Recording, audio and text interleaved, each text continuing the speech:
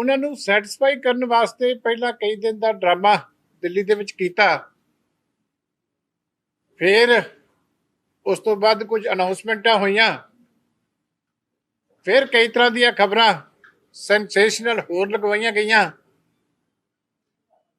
ਕੱਲ ਵੀ ਜਦੋਂ ਪੱਤਰਕਾਰ ਮੈਨੂੰ ਪੁੱਛ ਰਹੇ ਸੀ ਤੇ ਮੈਂ ਕਿਹਾ ਸੀ ਇਹ ਸਾਰੇ ਇਕੱਠੇ ਆ, ਇਹ ਸਿਰਫ ਲੋਕਾਂ ਦੀਆਂ ਅੱਖਾਂ ਦੇ ਵਿੱਚ ਘੱਟਾ ਪਾਉਣ ਵਾਸਤੇ ਤੇ ਸਾਰਾ ਡਰਾਮਾ ਜਿਹੜਾ ਅਸਲੀ ਮੁੱਦਿਆਂ ਤੋਂ ਧਿਆਨ ਪਾਸੇ ਹਟਾਉਣ ਵਾਸਤੇ ਰੱਖਿਆ ਗਿਆ। ਔਰ ਜਿਵੇਂ ਮੈਂ ਕਿਹਾ ਸੀ ਉਸੇ ਤਰ੍ਹਾਂ ਹੀ ਸਾਰੀ ਸਕ੍ਰਿਪਟ ਜਿਹੜੀ ਆ ਉਹ ਅੱਜ ਉਸੇ ਤਰੀਕੇ ਹੀ ਨਾਟਕ ਉਹਦਾ ਪੂਰੀ ਤਰ੍ਹਾਂ ਦੇ ਨਾਲ ਰਚਿਆ ਗਿਆ।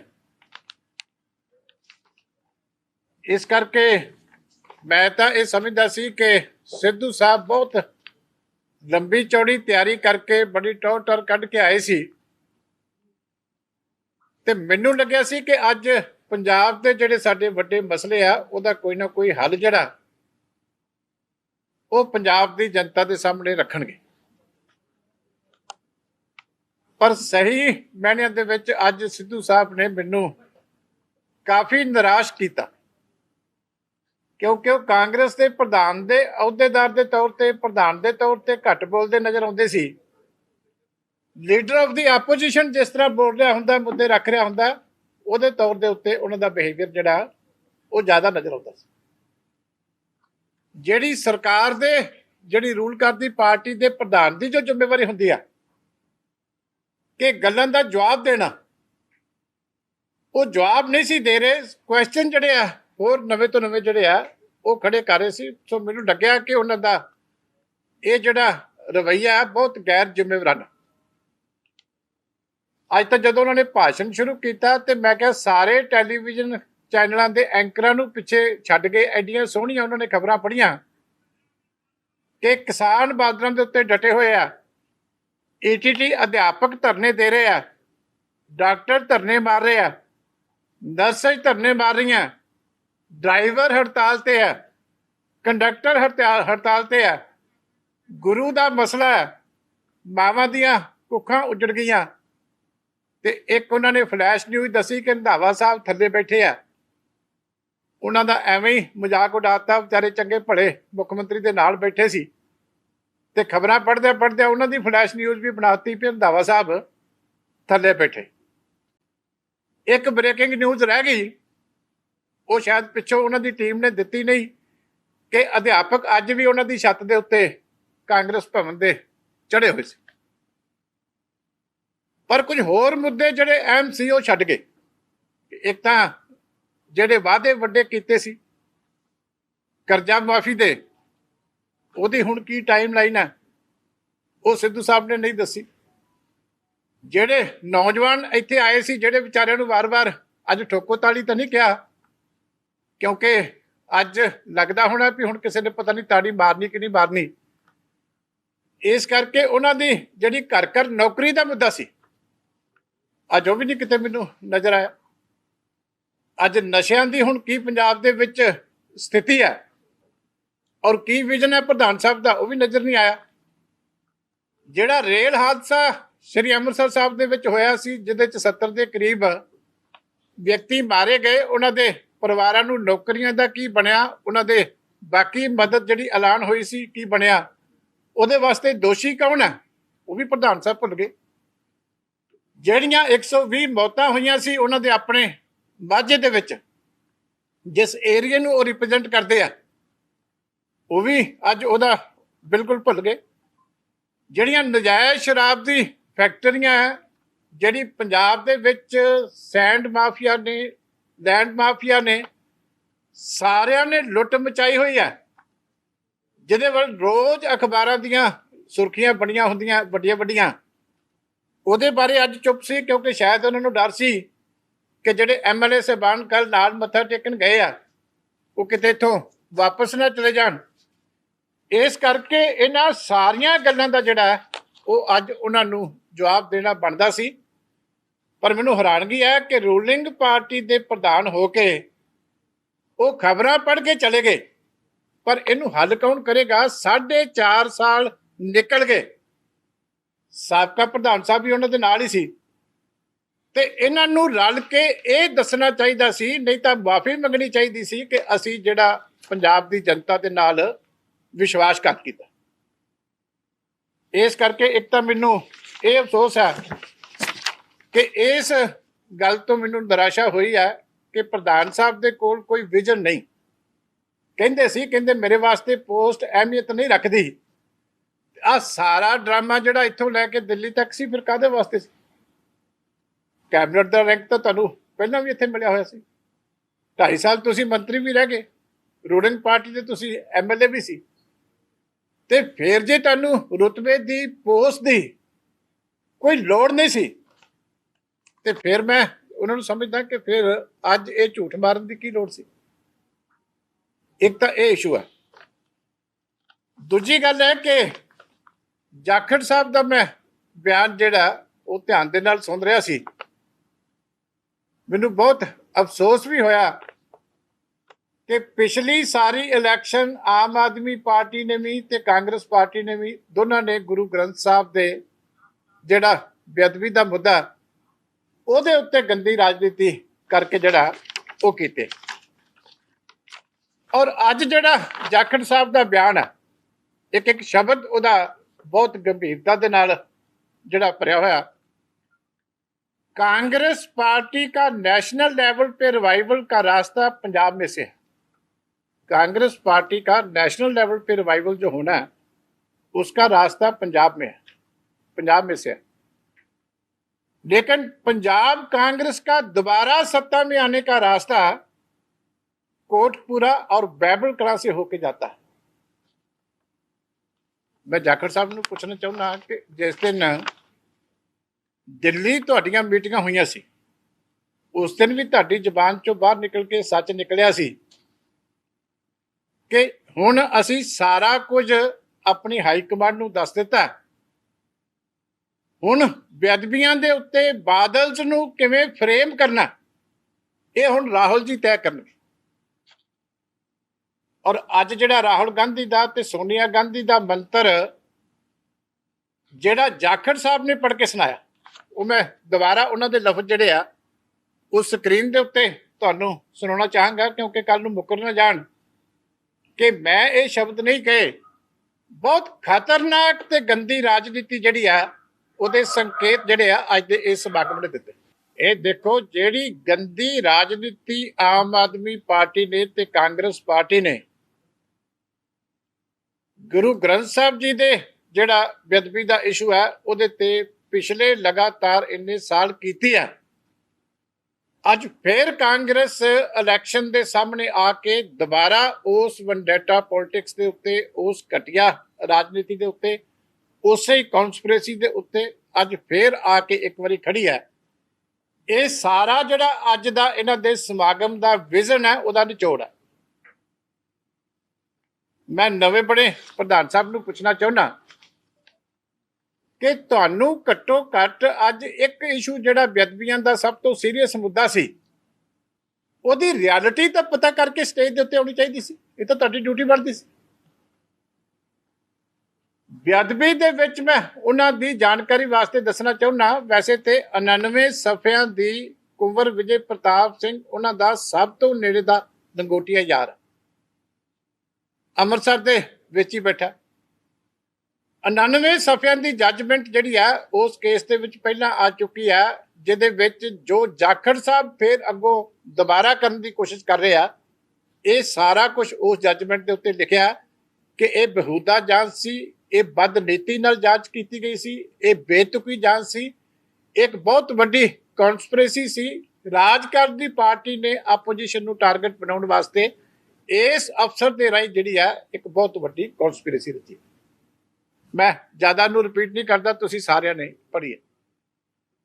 ਇੱਕ ਤਾਂ ਸਿੱਧੂ ਸਾਹਿਬ ਨੂੰ ਪਤਾ ਹੋਣਾ ਚਾਹੀਦਾ ਕਿ ਇਹਨਾਂ ਦੇ ਲੰਗੋਟੀਏ ਯਾਰ ਦੇ ਜਿਹੜੀ ਪਹਿਲੀ ਕਨਸਪੀਰੇਸੀ ਜਿਹੜੀ ਇਹਨਾਂ ਨੇ ਰਲ ਕੇ ਰਚੀ ਸੀ ਸਾਰਿਆਂ ਨੇ, ਉਹਦਾ ਕੀ ਹਸ਼ਰ ਹੋਇਆ ਕਿ ਸਾਰਾ ਜਿਹੜਾ 4-4.5 ਸਾਲ ਨਿਕਲ ਗਏ ਤੇ ਕੇਸ ਦੁਬਾਰਾ ਉੱਤੇ ਦਾ ਉੱਤੇ ਚਲਾ ਗਿਆ।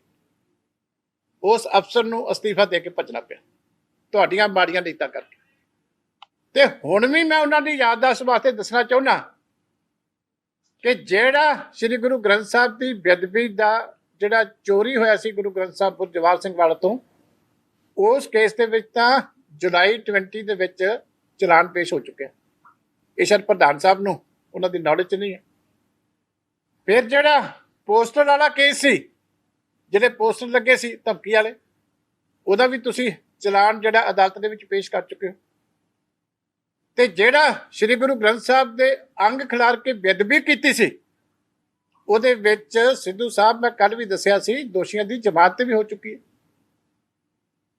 ਹੁਣ ਦੱਸੋ, ਇੰਨੀ ਕੁ ਤੁਹਾਡੀ ਗੰਭੀਰਤਾ, ਇੰਨੀ ਕੁ ਤੁਹਾਡੀ ਸੀਰੀਅਸਨੈਸ ਹੈ, ਤੁਸੀਂ 4.5 ਸਾਲ ਬਾਅਦ ਪ੍ਰਧਾਨ ਬਣ ਕੇ ਸਟੇਜ ਦੇ ਉੱਤੇ ਆ ਰਹੇ ਹੋ।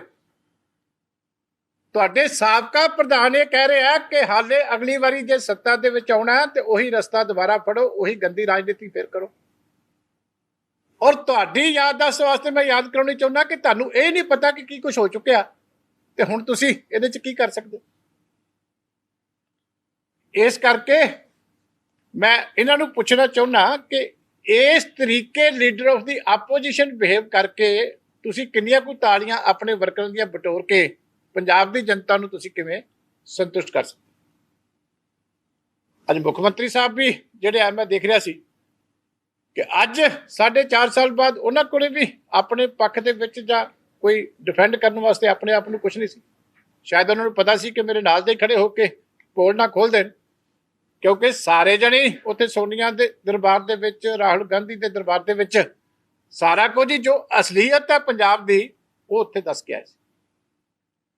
ਇਸ ਕਰਕੇ ਮੈਂ ਕਾਂਗਰਸ ਦੇ ਜਿਹੜੇ ਲੀਡਰਾਂ ਨੂੰ ਕਹਿਣਾ ਚਾਹੁੰਦਾ, ਕਾਂਗਰਸ ਪਾਰਟੀ ਨੂੰ, ਕਿ ਪ੍ਰਧਾਨ ਬਦਲ ਕੇ ਤੁਸੀਂ ਡੁੱਬਦੀ ਕਾਂਗਰਸ ਦੀ ਬੇੜੀ ਨੂੰ ਬਚਾ ਨਹੀਂ ਸਕਦੇ। ਅਸੀਂ ਜਿਹੜੀ ਗੁਰੂ ਮਹਾਰਾਜ ਅੱਗੇ ਅਰਦਾਸ ਕੀਤੀ ਹੈ, ਉਹਦਾ ਫਲ ਤੁਹਾਡੇ ਸਾਹਮਣੇ ਹੈ। ਅੱਜ ਲੱਖ ਕਹੀ ਜਾਓ ਕਿ ਕਾਂਗਰਸ ਇੱਕ ਮੁੱਠ ਹੈ, ਕਾਂਗਰਸ ਇਕਜੁੱਟ ਹੈ, ਇਹ ਤੁਸੀਂ ਹੁਣ ਕੋਡ ਆਫ ਕੰਡਕਟ ਲੱਗਣ ਦਿਓ, ਸਾਰੀ ਕਾਂਗਰਸ ਤੁਹਾਡੀ ਡੋਕੀ ਬੁਰੀ ਤਰ੍ਹਾਂ ਖਿਲਾਰ ਕੇ ਰੱਖ ਦੇਣਗੇ। ਅੱਗੇ ਵੀ ਖਿਲਰੀ ਹੋਈ ਆ, ਰਹਿੰਦੀ ਖੁੰਦੀ ਕਸਰ ਹੁਣ ਪੰਜਾਬ ਦੀ ਜਨਤਾ ਜਿਹੜੀ ਆ ਉਹ ਤੁਹਾਡੀ ਕਰ ਦੇ। ਦੇਖੋ, ਮੈਂ ਸਮਝਦਾ ਕਿ ਡੈਮੋਕ੍ਰੇਸੀ ਦੇ ਵਿੱਚ ਪਹਿਲੀ ਤਾਂ ਗੱਲ ਹੈ ਤਾਜਪੋਸ਼ੀ ਹੁੰਦੀ नहीं। ये तो रजवाड़ियां की सरकार है। मैं ये कहना चाहता हूं कि डेमोक्रेसी में ताजपोशी लफ्ज तो कहीं मैंने पढ़ा नहीं।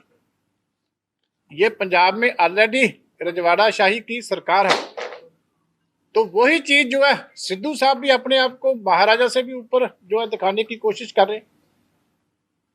इसलिए जो उनको लगता है कि पहले महाराजा साहब थे, तो अब उनको भी लगा कि मैं पार्टी का अध्यक्ष बनाऊं तो मैं भी उससे ऊपर लगना चाहता हूं। इसलिए ये तो हम भी हैरान थे कि एक तरफ जिस गुरु ग्रंथ साहब की जो इशू है उसके लेके सुनील जाखड़ जी आगे मार्गदर्शन कर रहे हैं पार्टी का, उसके दोषियों की तो जमानत हुई कल।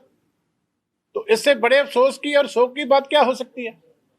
आज तो खुद की इनकी कांग्रेस के जो वर्कर आ रहे थे वो कितने इंजर्ड हो गए बस में, तो ये खुशियां ढोल किस बात के जो बजा रहे थे, मुझे तो समझ नहीं लगती। ये हालत देखिए ना, जो खबरें इन्होंने पढ़ी अध्यक्ष जी ने, ये सारा कुछ बयान कर देती हैं कि किसान बॉर्डरों पे है, ईटीटी अध्यापक जो है वो हड़ताल पे है, डॉक्टर, नर्स, ड्राइवर, कंडक्टर, तो फिर किस बात की खुशी मना रहे हो आप। ये पंजाब की स्थिति बयान कर रहे हो कि ये हाल है, पार्टी का अध्यक्ष बयान कर रहा है। अगर मैं कहता तो इसलिए मैं कह रहा था कि लीडर ऑफ दी अपोजिशन का रोल बहुत अच्छा किया उन्होंने। अगर मैं कहता तो शायद ये मानते नहीं, लेकिन फिर खुशी किस बात की मना रहे हो, ताजपोशी किस बात की है। ये स्टेट की हालत है जो आप खुद कह रहे हो कि ये हालत है। आज भी आपकी छत के ऊपर जो है अध्यापक चढ़े हुए थे। देखो, मैं पंजाबी च इन्होंने कह देना कि जो टिल लगता कर लो, इस तो स्पष्ट नहीं कह सकता, जो टिल लगता कर लो, ठीक है। इन्हां दी धमकियां तो ना इंदिरा गांधी अकालियां नूं डरा सकी, ना इन्हां दे वड्डे वड्डे डरा सके, ते ना कोई नवजोत सिंह सिद्धू उहदे उपर। इस करके ये धमकियां नाल नहीं चलदा। डेमोक्रेसी है साडे, कोई रूल ऑफ लॉ है साडे, कोई कॉन्स्टिट्यूशन है। ये गल वक्री है कि जाखड़ साहब उस दिन भी फ्रेम करते पे सी, अज ये भी धमकियां दे के गए आ। अज जाखड़ साहब फिर मार्गदर्शन करते पे आ कि बैरबल कला और बगाड़ी से रास्ता जाता। इसका मतलब they have no respect for constitution, they have no respect for rule of law, they have no respect for judiciary. जे ये तुहाडे च कोई वखरा कोई फार्मूला कि तुसी सरदार सुखबीर सिंह बादल नूं जां सरदार बिक्रम सिंह मजीठिया नूं कुछ कर लो तो कर लो, कौन डरदा मतलब। ਨਹੀਂ, ਕੈਪਟਨ ਸਾਹਿਬ ਕਿਸਾਨੀ ਦੇ ਰਾਖੇ ਆ ਤੇ ਕਿਸਾਨ ਸਾਰੇ ਖੇਤਾਂ 'ਚ ਕੱਢਦੇ ਨੇ। ਰਾਖੇ ਦਾ ਮਤਲਬ ਤਾਂ ਹੁੰਦਾ ਕਿ ਕੋਈ ਨਾ ਫਸਲ ਆ ਕੇ ਉਜਾੜੇ। ਇਹਨਾਂ ਨੇ ਤਾਂ ਸਾਰਾ ਪੰਜਾਬ ਉਜਾੜ ਕੇ ਰੱਖ ਦਿੱਤਾ ਵਿਚਾਰੇ। ਉੱਥੇ 8 ਮਹੀਨੇ ਹੋ ਗਏ ਆ, ਉੱਥੇ ਦਿੱਲੀ ਬੈਠੇ ਆ, ਕੇਂਦਰ ਸਰਕਾਰ ਦੀ ਜਾਨ ਨੂੰ ਔਰ ਪੰਜਾਬ ਸਰਕਾਰ ਦੀ ਜਾਨ ਨੂੰ ਰੋਂਦੇ। ਇਹ ਕਿੱਦਾਂ ਦੇ ਰਾਖੇ ਆ? ਮੈਨੂੰ ਤਾਂ ਸਮਝ ਨਹੀਂ ਲੱਗੀ ਕਿ ਘਰੋਂ ਬਕਾਰ ਕਰ ਦਿੱਤੀ ਸਾਰੀ ਕਿਸਾਨੀ, ਔਰ ਇਹ ਹਾਲੇ ਰੱਖੇ ਆ ਕਿਸਾਨੀ। ਜਿਵੇਂ ਤਾਂ ਬਸ ਜੇ ਸਾਫ਼ ਤੌਰ ਤੇ ਨਜ਼ਰ ਆਇਆ ਕਿ ਜਿਸ ਤਰੀਕੇ ਨਾਲ ਨਵਜੋਤ ਸਿੰਘ ਸਿੱਧੂ ਨੂੰ ਪ੍ਰਧਾਨਗੀ ਸੌਂਪੀ ਗਈ, ਸਾਫ਼ ਤੌਰ ਤੇ ਕਹਿੰਦੇ ਕਿ 2022 ਦਾ ਰਸਤਾ ਕਲੀਅਰ ਹੋ ਗਿਆ। ਅਕਾਲੀ ਦਲ ਵੀ ਲਗਾਤਾਰ ਕਹਿ ਰਿਹਾ ਕਿ ਸਾਡਾ ਬੀਐਸਪੀ ਨਾਲ ਗੱਠਜੋੜ ਹੈ ਤੇ ਅਸੀਂ 90 ਸੀਟਾਂ ਲੈ ਜਾਵਾਂਗੇ। ਤੁਹਾਡੇ ਨਾਲ ਦੇ ਆਗੂ ਕਹਿੰਦੇ ਨੇ ਕਿੱਧਰ ਨੂੰ ਜਾ ਰਹੀ ਹੈ ਚੋਣ ਅਖਾੜਾ, ਕਿੱਧਰ ਨੂੰ ਜਾ ਰਿਹਾ? ਜਿਵੇਂ ਐਨਾਲਿਸਿਸ ਤੁਸੀਂ ਵੀ ਕਰ ਰਹੇ ਹੋ ਆਪਣੇ ਪੱਧਰ।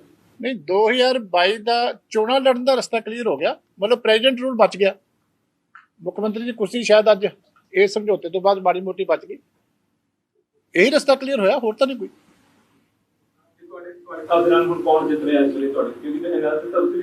ਦੇਖੋ, ਇਹਨਾਂ ਦੀਆਂ ਜ਼ਮਾਨਤਾਂ ਜ਼ਬਤ ਹੋਣਗੀਆਂ, ਇਹਨਾਂ ਦੀਆਂ ਵੀ ਤੇ ਆਮ ਆਦਮੀ ਪਾਰਟੀ ਦੀਆਂ। ਹੁਣ ਲੜਾਈ ਹੋਣੀ ਹੈ ਸੱਚ ਤੇ ਝੂਠ ਦੀ। ਅੱਜ ਜੋ ਕੁਝ ਕਿਹਾ ਸੀ ਗੁਟਕਾ ਸਾਹਿਬ ਦੀਆਂ ਸਹੁੰਆਂ ਖਾ ਕੇ, ਉਹ ਕੱਲੀ ਕੱਲੀ ਵੀਡੀਓ ਜਿਹੜੀ ਆ ਕੱਲੀ ਕੱਲੀ ਪੰਜਾਬ ਦੀ ਗਲੀ 'ਚ ਚੱਲੇ। ਜਿਨ੍ਹਾਂ ਨੇ ਝੂਠ ਬੋਲ ਕੇ ਬਾਅਦ 'ਚ ਐਫੀਡੈਵਿਟ ਦੇ ਕੇ ਅਦਾਲਤਾਂ 'ਚ ਮਾਫੀ ਮੰਗੀ ਸੀ, ਉਹ ਕੱਲੇ ਕੱਲੇ ਬੰਦੇ ਦੇ ਹੱਥ ਦੇ ਵਿੱਚ ਐਫੀਡੈਵਿਟ ਹੋਏਗਾ, ਇਹਨਾਂ ਨੂੰ ਜਵਾਬ ਪੁੱਛਣਗੇ। ਤਾਂ ਲੱਗਦਾ ਕਿ ਜਿਹੜਾ ਸੈਟਬੈਕ ਲੱਗਾ ਸੀਗਾ ਬੀਐਸਪੀ ਵਾਲਾ, ਕਿਉਂਕਿ ਅੱਜ ਵੀ ਤੁਸੀਂ ਜ਼ਿਕਰ ਕੀਤਾ ਕਿ ਸੁਨੀਲ ਜਾਖੜ ਤੋਂ ਵਾਲੀਆਂ ਗੱਲਾਂ ਦੁਬਾਰਾ ਸਾਹਮਣੇ ਆਈਆਂ, ਲੱਗਦਾ ਕਿ ਉਹ ਜਿਹੜਾ ਸੈਟਬੈਕ ਲੱਗਾ ਸੀਗਾ 2007 ਵਿੱਚ, ਉਹ ਤੋਂ ਅਕਾਲੀ ਦਲ ਉੱਪਰ ਤੱਕਿਆ। ਦੇਖੋ, ਅਦਾਲਤਾਂ ਨੇ ਬੜਾ ਕੁਝ ਸਾਫ਼ ਕਰ ਦਿੱਤਾ।